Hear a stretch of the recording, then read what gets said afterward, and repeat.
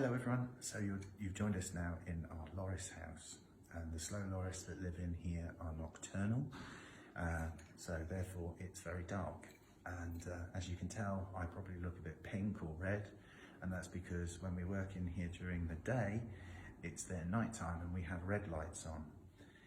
The reason for that is that the loris actually can't see the red light, and so to them it seems really dark, but it means that the primate care staff and we can all actually have a good view of what's going on and watch their behaviours and make sure that they're eating and behaving normally and doing everything as they should.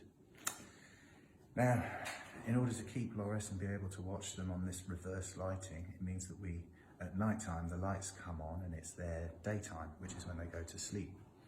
And we create these nesting sites up in the tops of the enclosures with leaves and branches so that they can go to sleep and have as normal sort of circadian rhythm, as it's called, as possible. However, that means we have to keep them indoors, and what we really wanted to do here at the park is to give them the opportunity to have some outside space. And so as a result, we've created some pretty unusual outside enclosures, which are outside/inside. So what we're going to do is take a look at those now.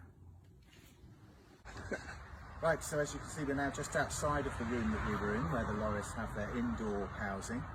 And as you can see, we've made a very tall enclosure here. There's actually two enclosures linked with these tunnels. Now, the tunnels are made of tubular plastic, so it means that they are enclosed. But underneath, we have got a little mesh bit so that we can actually see the loris coming and going from their inside to the outside. Now, they're nice and tall. Loris really like to go up high. It's where they live most of their life. They're high up in the canopy of the trees or the bamboo forest that they live.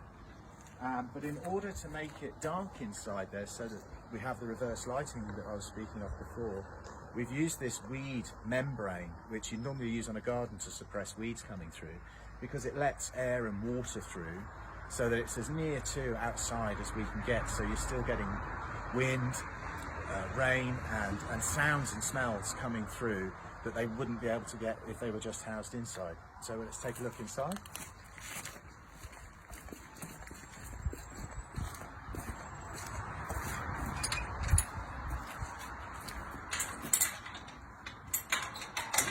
As you can see, this is just a much larger version of the inside enclosures that we were looking at under the red lights before. We don't use red lights in here because the sun naturally filters through this weed membrane and creates a sort of dim moonlight effect. And for the loris, it is as if it was a bright moonlit light, or a night where the stars were giving some light. So, you know, it's not always completely pitch black in a forest. And this is pretty near to where we have it. Depends on how strong the sun is in the day, of course. What we've used is a whole range of natural bamboo and trees for branching in their enclosure. And we've got some other little features like little feeding cups and insect feeders that we've built into the frame. We've also drilled holes in some of the bamboo that we fill with gum, and it's a liquid gum. Underneath we drill a very small hole and that trickles out slowly. So it encourages the loris to gouge at the bottom there to make the gum come out faster, which is something that they do in the wild. So we're really trying to replicate a wild environment for them here in Dorset, with live plants, a natural substrate, wind, rain. Not all of it comes in because of the membrane, but it's a lot more than they'd get if they were inside. So we've been really pleased with these enclosures, and the loris certainly seem to enjoy them.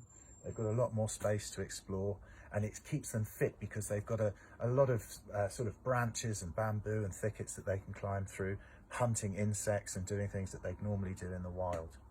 So for the first time ever here at Monkey World, the visitors that come to see us will be able to actually watch the loris in their outside enclosure here because of this window that we've put into this part of the enclosure. The other side, on the visitor side, there is a sort of covered area, which means you'll be able to watch them and stay dry if it's one of our rainy days. And we've used a sort of a plastic covering to keep most of the light out, so that actually visitors can come into the twilight world of the loris and actually view them bimbling around, catching their insects and doing what loris do best. At the moment, the loris are indoors at the moment because one of our primate care staff is doing some operant conditioning training with them. What we want them to do is, on a sound cue, so a little bell that we ring, we want them to come to us. so that if they're out in the enclosure, we can ring the bells and then they can come inside, just in case we need them to come in for any reason. At the moment, we actually don't really want them sleeping outside because it'll be our nighttime here and things can get very cold coming into winter. In the wild, they do live in quite northern climes and, you know, it can get pretty cold there, but nothing like as cold as it can get here in Dorset. So we do like to bring them in at night where we can.